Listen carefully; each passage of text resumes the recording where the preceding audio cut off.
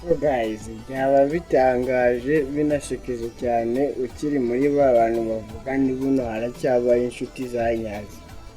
Guys, buno muri iki gihe kugira ngo uzabone inshuti uvuga ngo ni inshuti bya nyabyo atari kuvuga ngo ni ikintu gushaka. Ni nk'icumi ku ijana pe. Buno umuntu wese n'uwuzi guhora iruhande aba afite icyo agushakaho yamaze kukibona ahita kwirengagiza.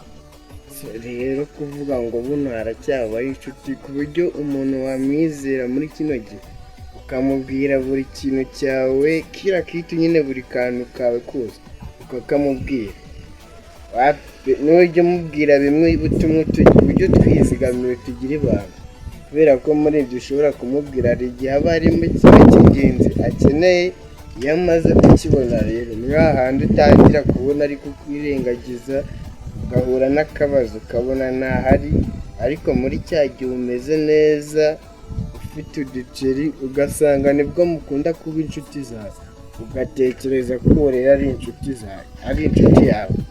No, uzarebe wa muntu muri cya gihe ubushomeri buba bumeze nabi cyangwa se uri mu byago utubazo nyine turi aho ukaba wamusaba ubufasha akakubwira ni wapi, cyangwa se ukabona muri icyo gihe ntabwo ari kukwikoza. Guys, uwo muntu umurekure pe, ntabwo ari inshuti yawe habe na gato.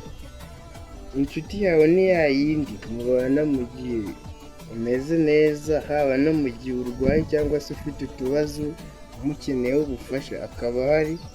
Uwo muntu rero niyo inshuti yawe, apana wa wundi uboneka mu gihe umeze neza gusa. Uzarebe neza byanga byakura hari ikintu kimwe aba agukeneyeho kandi icyo kintu iyo akibonye ahita akureka.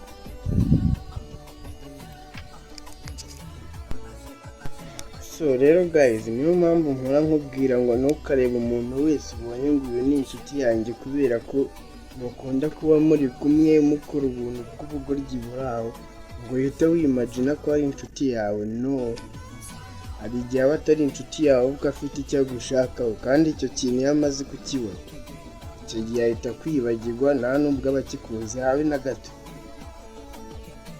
So guys, muranzi nitwa Mugisha nyawe, mba ndatuganira utuntu n'utundi ku buzima bw'umunsi everyday.